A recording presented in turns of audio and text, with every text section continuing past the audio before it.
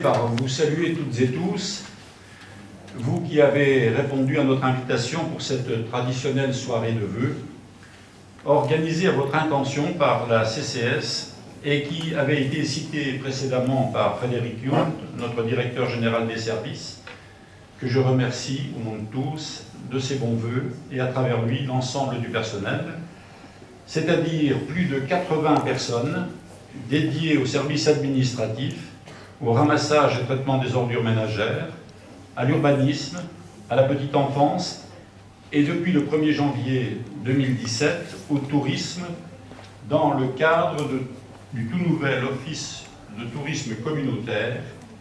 Ces personnels qui sont disséminés sur le territoire successivement selon l'ordre énoncé, au siège de Château-Salins, au centre technique de Morville-Lévic, à Morhange, et dans les 5 sites du Saulnois pour la petite enfance, soit à Dieuze, Francalprof, Château-Salins, Delve et Vic-sur-Seille.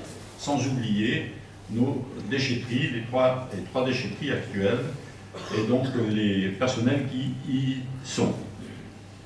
Cette rencontre est le moment privilégié pour faire le point de l'activité écoulée et pour jeter les bases de nos actions futures. C'est aussi l'occasion de remercier celles et ceux qui œuvrent pour la CCS et bien entendu de vous présenter nos vœux. En ce qui concerne l'année 2016, l'essentiel vous est présenté dans la vidéo qui tourne en boucle et qui vient d'être énoncée par Frédéric Jung. Quelques points méritent d'être soulignés. C'est tout d'abord le changement de directeur général des services. Le 1er octobre, François Armand a décidé de rejoindre le CNFPT qu'il avait quitté 3 ans plus tôt. Je tiens à le remercier, je crois qu'il n'est pas venu, il devait venir. Je tiens à le remercier pour son implication et la chaleur des contacts qu'il a toujours su établir avec le personnel, avec les élus, mais aussi avec les personnes extérieures et qui se traduisaient par des éclats de rire audibles dans tout le bâtiment administratif, mais aussi pour la qualité du travail fourni au quotidien et sur le long terme, comme par exemple le schéma de mutualisation, les objectifs 2015-2020, la remise à jour du document unique, le séminaire de Mulsé, j'en passe. Le 1er décembre, Frédéric Jung prenait officiellement sa suite. Pendant 2 mois d'intermède et surtout à partir du 1er novembre, il est venu suivre les affaires courantes, assurant ainsi une transition en douceur, tant dans le sens Dieuze, communauté de communes, que l'inverse. Merci à lui pour l'effort accompli, et, disons, dans ce qui est à la fois intense, qui demande un effort intense et gourmand en temps. Merci aussi à Céline Patard, qui a assuré la fonction de directrice générale des services par intérim, avec le sérieux, la compétence et la rigueur qu'on lui connaît, pendant cette période délicate qui les a conduits tous deux à connaître leurs limites face au surmenage. Pour Céline, ce fut aussi une expérience enrichissante, je pense, et surtout pour sa carrière future. Merci enfin à tout le personnel pour avoir, si je puis dire, joué le jeu, en permettant ainsi à la communauté de communes de tourner rondement. 2016 a été marqué aussi par une forte activité économique et par l'aboutissement d'opérations commencées de longue date. C'est ainsi que la zone de Morville a vu sa capacité d'accueil élargie à la zone haute et que, de suite, 2 entreprises ont acquis une parcelle de terrain. Sur la partie basse, l'entreprise Duchanois a démarré les travaux, si bien qu'il ne reste plus qu'une petite parcelle à commercialiser sur ce niveau. Sur Dieuze, les terrains de la zone de la Sablonnière sont acquis et les travaux ont démarré. Côté usine d'eau, nous sommes toujours en attente du délibéré du tribunal de grande instance, en principe qui devrait tomber au mois de février. Une entreprise allemande est toujours sur les rangs. Et nous avons toujours l'espoir qu'elle s'y installe. Toute proche de l'espace réservé à l'usine d'eau, la pépinière d'entreprise a été vendue au conseil départemental qui a installé son unité territoriale principale à équidistance de Sarrebourg et de Metz. Ce lieu n'avait jamais trouvé un rythme de croisière satisfaisant. Après de nombreuses tergiversations et des années de tractation, le domaine de Burtécourt a été vendu le 22 décembre à un consortium d'entreprises. Dans ces deux cas, les charges de fonctionnement pesaient lourdement sur nos finances et pour le château de Burtécourt, il devenait urgent d'entreprendre des travaux de rénovation. Sur Château-Salins et Amnécourt en particulier, l'acquisition des terrains de la zone commerciale est finalisée. Le premier dossier, le transfert du point vert, va pouvoir aboutir rapidement. Le seul regret, même si une solution sous forme de tourne à gauche a été trouvée, est l'abandon du rond-point à l'intersection de la RD 955 et de la RD 974.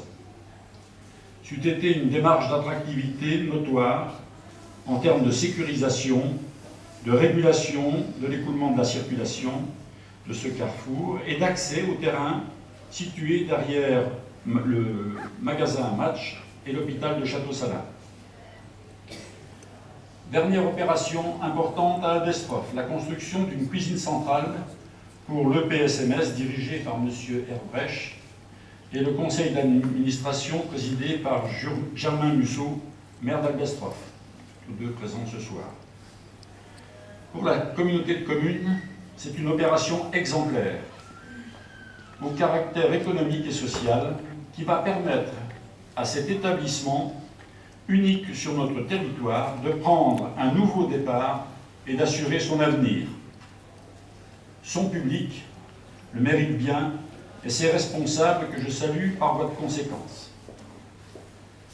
2016, c'est aussi la fin d'un long travail de mise en place de la redevance incitative. Après une période à blanc d'1 an, la première facture réelle va être adressée aux usagers. Dans le même temps, le maître d'œuvre pour la réalisation d'une déchetterie ADEME a été retenu. 2016 a également permis de préparer la mise en place de l'Office de tourisme communautaire qui a pris la forme d'un EPIC. Il est officiellement installé depuis le 1er janvier comme la loi nous l'impose. 2 bureaux ont été installés à Vic-sur-Seille et à Dieuze. Annette Jost a été élue présidente et un budget vient de lui être dédié. Le personnel, au nombre de 5, est géré par la directrice Cécile Chaput avec le soutien de Christine Richard. Il aura comme première mission d'atteindre le niveau 2 en matière de qualification touristique, débouchant sur une offre de services élargie de manière à générer des ressources propres plus conséquentes, ce qu'on lui souhaite. Restera le problème des syndicats d'initiative, en particulier, à intégrer dans ce système et surtout de prendre en compte l'ensemble du territoire pour promouvoir une économie touristique digne de ce nom. La commission Tourisme et Culture a également engagé une réflexion sur la réalisation d'un chemin touristique le long du canal de la Marne au Rhin. Le tronçon de 10 km doit assurer la liaison entre la partie Meurthe-et-Mosellane et la nouvelle communauté de communes de Sarrebourg-Moselle-Sud qui ont déjà achevé leurs travaux. J'ai gardé le dernier gros dossier de 2016 pour la fin, à savoir le très haut débit. Nous avons réalisé la première plaque autour de Dalin, siège du NRO, nœud de raccordement optique, cœur d'une structure qui regroupe 21 communes situées en pleine zone blanche. L'infrastructure est en place. La cession de l'ensemble confié à Moselle Fibre est actée. Reste un point d'importance qui bloque actuellement la commercialisation. Je veux parler de la conformité des travaux qui n'est pas reconnue actuellement par l'opérateur Orange ou Moselle Numérique, de façon plus locale. En effet, Ce dernier a été retenu en septembre par le département de la Moselle et n'avait donc pas émis ses réserves au moment de la cession. Il s'ensuit que le contrôle terminé, un certain nombre de points sont à reprendre par l'entreprise Circé et cette dernière s'est engagée à assurer la plupart des opérations non conformes. Demeurent, comme toujours en pareille situation, quelques points litigieux, notamment 2 PBO endommagés par des tiers ou pendant les travaux. On ne sait pas comment. C'est des points de branchement optique. Le 2 février, nous allons rencontrer le président de Moselle Fibre, président du conseil départemental, pour tenter de solutionner les dernières entraves avant de finaliser la cession de cette plaque. Nous essuyons quelque peu les plâtres, mais l'obtention des crédits liés au contrat de redynamisation des sites de défense nous ont imposé d'agir vite. Sachez aussi que les plaques d'Albestroff et d'Elme sont engagées et que d'ici 2 à 3 ans, tout le Saulnois sera irrigué par le haut débit. Cette infrastructure est d'une importance capitale pour les territoires ruraux en général et pour le Saulnois en particulier. Les incidences sur les milieux du travail, de l'économie, des services, de la médecine et d'une manière générale sur le quotidien des habitants et surtout de nos entreprises vont marquer notre proche avenir et doter notre territoire d'un média indispensable. Et puisque l'on vient parler du futur proche, vous avez pu vous rendre compte que 2017 va permettre de prolonger pratiquement toutes les opérations entreprises en 2016. Cependant, il nous faut rapidement finaliser le contrat de ruralité pour lequel l'intercommunalité, mais aussi toutes les communes du territoire ont été sollicitées. La communauté de communes est chargée de centraliser les fiches d'actions, charge à Madame la sous-préfète de dégager les principaux thèmes du subventionnement qui s'appuient sur 2 sources de financement déjà en place, la DETR, dotation d'équipement des territoires ruraux, et le FSIL, Fonds de soutien à l'investissement local. Je remercie là la mairie de Dieuze qui a délégué un membre de son personnel aux côtés de Frédéric Young pour répondre aux exigences des délais fixés. Un regret là aussi, cependant, l'incapacité à l'heure actuelle de relancer un FISAC 3e tranche.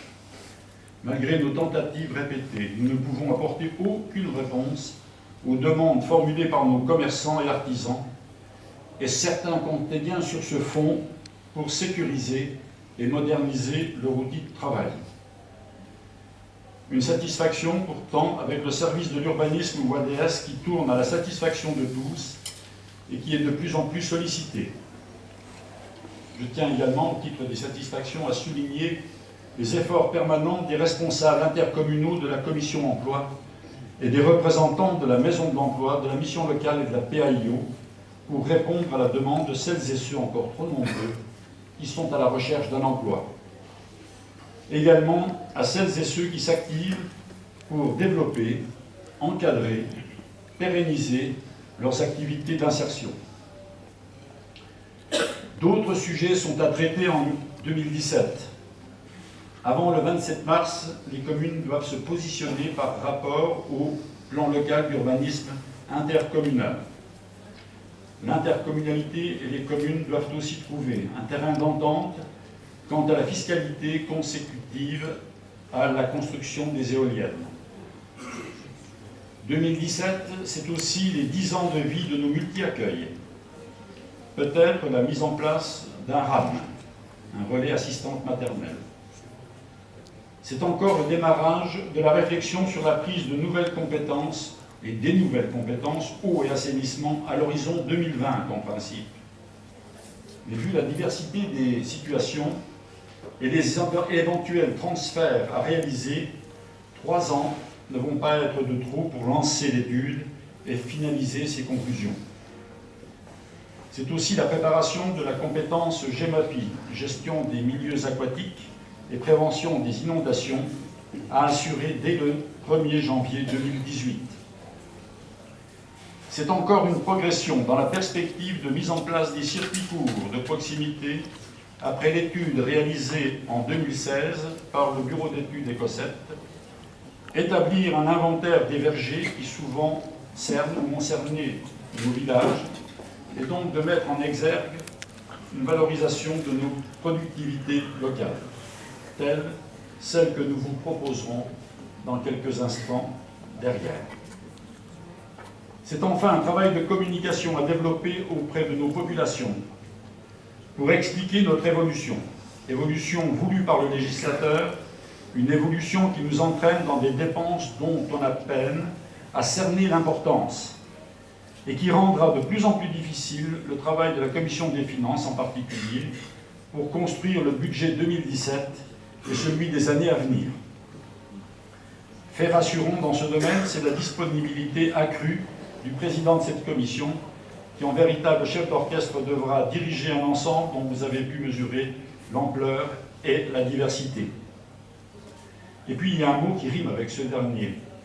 Je veux parler de fiscalité. Pourra-t-on conserver encore longtemps le statu quo, à force de développer de nouvelles compétences, de faire face à de nouvelles exigences dans un contexte de rigueur, voire de restrictions en termes de dotation? Nous n'aurons d'autres ressources que la fiscalité pour trouver l'équilibre budgétaire. Sera cette année affaire à suivre, et surtout beaucoup de débats animés en perspective. Vous avez pu vous rendre compte à l'énoncé des réalisations 2016 et des perspectives 2017.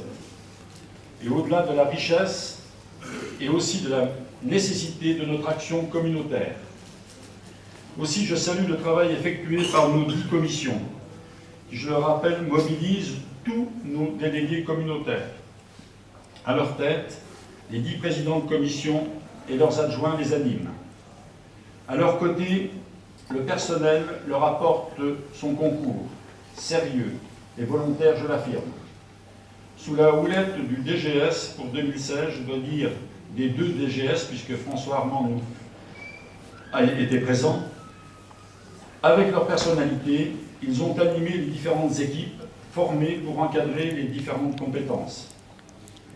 À toutes et à tous, élus et membres du personnel, j'adresse des remerciements appuyés pour le travail effectué et je vous invite toutes et tous à poursuivre dans cette voie en dépit des difficultés qui ne manqueront pas de surgir pour que nous parvenions ensemble à faire de notre Saulnois un territoire riche de ses hommes et de ses femmes, volontaires, dynamiques et prêts à affronter les évolutions qui vont s'imposer à lui. Essayons aussi de conserver notre cohésion. Défendons nos communes, mais pensons surtout territoire.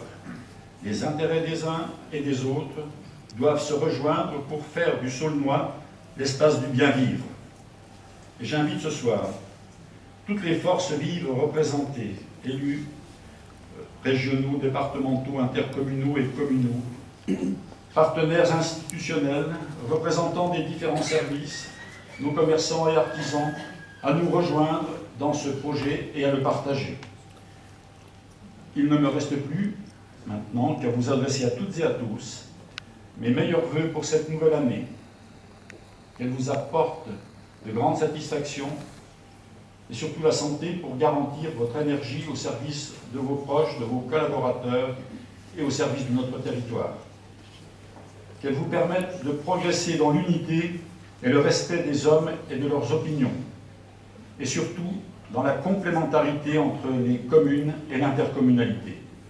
Qu'elle vous permette de trouver le meilleur équilibre possible pour notre territoire, dans l'intérêt de ses habitants. Vive le Saulnois!